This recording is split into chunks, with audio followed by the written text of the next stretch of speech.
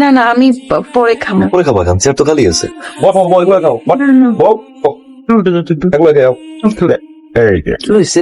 হইছে এখন আমি যেটা কই এটা শুনো, ওটা জানি কেমন কেমন লাগলো আমার কাছে। বিয়াদবটে দেও না আবার মাঝখানে খাইতে বসে গেল। আম গুজুকে কি তাই করছি নাকি কখনো? আসলে সবার মাঝখানে কখন খাইছি, সবাই খাইয়া ঝোল উঠা গেছে না, তাপ্পাই কিছু শিখাই দেয় না। এত হাত সারা দিলে কিন্তু হইব না, হাতের মুঠায় রাখতে হইব, নাহলে কিন্তু তোমার পোলা হাত সারা হয়ে যাবো। এটা সবসময় টাইট দিয়ে রাখবা। মাগো মাগো সীমা, সীমা কই? সীমা একটু এদিকে আসো তো। জি ভাবি। সীমা আমার হাতটা একটু কাইটা গেছে, তুমি তোমার পেঁয়াজটা কাইটা দাও, আমি রান্নাটা বসাই। বেশি কাটতে হইব না, অল্প কয়েকটা কাইটা দিলে হইব। আচ্ছা ঠিক আছে।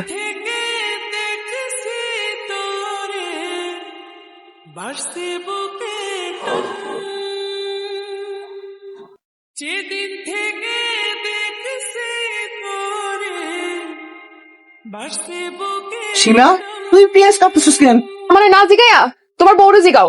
ব্যাপার বৌমা, তুমি ওরে দিয়ে পেঁয়াজ কাটাচ্ছ কেন? মা আমি একটু সীমারে বলছি পেঁয়াজটা কাটতে, আমার আসলে পেঁয়াজ কাটতে গিয়া হাত কেটে গেছে তো, আর আমি রান্নাটা বসাই দিছি, রান্নাটা তাড়াতাড়ি হয়ে যাবো আম্মা। নো, তুমি কি পেঁয়াজ কাটতে জানো না? তুমি কোনোদিন পেঁয়াজ কাটো নাই? তোমার কেউ শিখায় নাই? পেঁয়াজ কাটতে গিয়া হাত কেটে ফেলাইছো নাকি ইচ্ছা করে হাতটা কাটছো? আম্মা এগুলা কি বলতেছেন?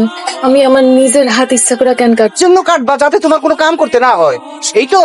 শোনো বৌমা, আমার এই মায়ের আমি কিন্তু রাজকন্যার মতো পাল করে দিয়ে আমি কোনো ঘরের কাজ কাম করাই না। এই বয়সে আমি সব কাজ কাম, আর তুমি আমার মায়ের দিয়ে সব কাম করাইতে চাইতেছো। করে দিয়া তুমি আর কোনোদিন কোনো কাম করাইবে না, খবরদার করে দিচ্ছি। যা তুই যা, করে যা। সীমা তুমি যাও বোন, তুমি কোনো কষ্ট নিও না, যাও।